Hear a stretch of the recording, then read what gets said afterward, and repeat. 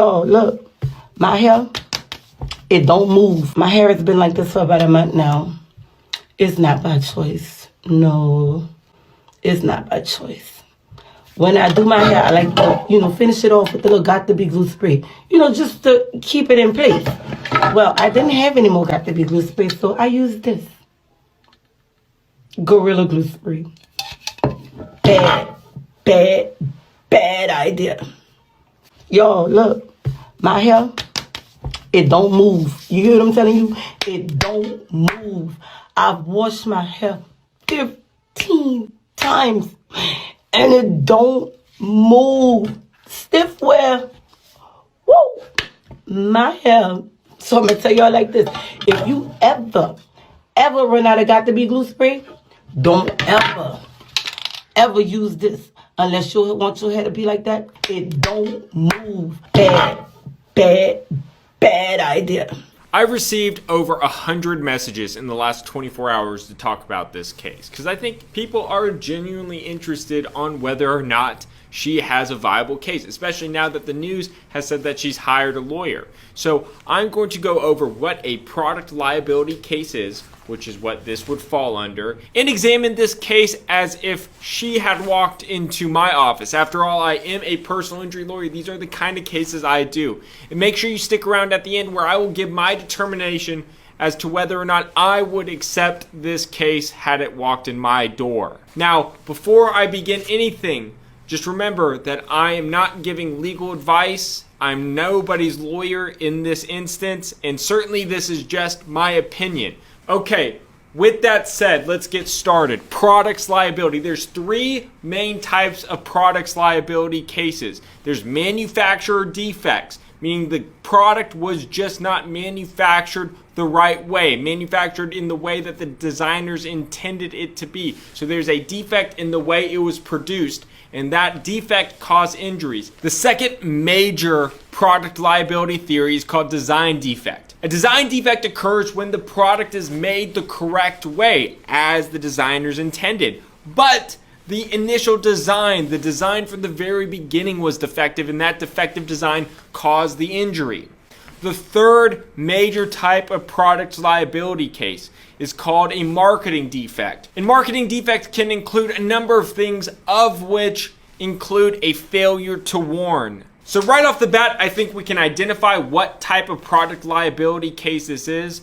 The plaintiff suffered or alleges a potential warnings defect, an advertising defect, a failure to warn. Gorilla Glue didn't malfunction. It worked specifically how they intended it to work. There was no malfunction or defect in the design or the manufacturing process. It was simply that she didn't know to put it in her hair. And I'm gonna be honest, before this incident occurred, I didn't even know Gorilla Glue spray existed. I'd actually purchased Gorilla Glue before, but I didn't realize they had a spray version of it. But nonetheless, in response to all of this hype going on, Gorilla Glue actually tweeted what is included in their warning label. Gorilla Glue's warning label states the following: do not swallow, do not get in eyes or skin or on clothing. That is what Gorilla Glue's label says. So essentially the battle is going to be that our potential plaintiff is going to argue that the label does not specifically state not to put it on their hair. And what Gorilla Glue is going to likely say in response is, well, we said don't swallow it, don't put it on your skin, which is likely part of the hair, or your scalp is part of the skin. So that's essentially the very, very base level of what the arguments are going to be, I anticipate. Now, there are a lot of other things that come into account. Where can this lawsuit be filed?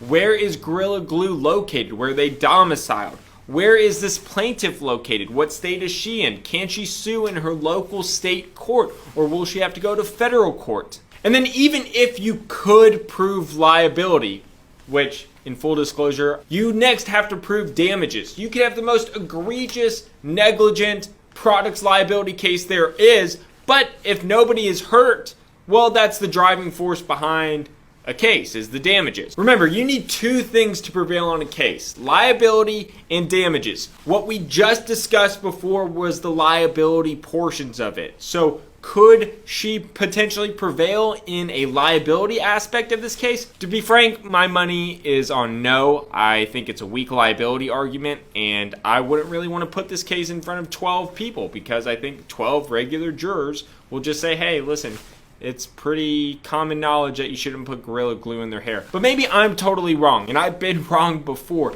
Even if you could get in front of a jury, the next thing you'd have to assess is damages and how much this case would be worth. So when assessing damages, you look at what she suffered, what she's gone through, what exactly has happened. And from her videos, the potential plaintiff has been in a state of disarray for over a month. Clearly her hair is affected. The Gorilla Glue has made it very hard. She can't wash it. Whenever she does wash it, nothing really happens. But then we get to what are the consequences of that? Is she in pain? What does the next 3 months look like for her? Does the next year look like for her? What's the remedy to this situation?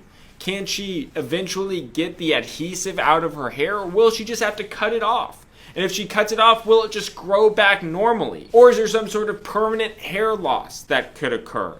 You see how it's a huge spectrum of things that I don't really know the answer to, because certainly you would argue that if she just cut it off and she had to regrow it over the course of the next 1 or 2 years, yeah, that really.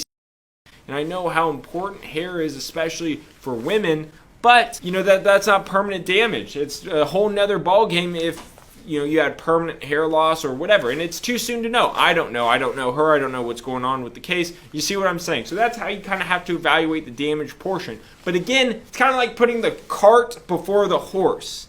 In order to even get to the damage portion of this case, you have to expand on liability.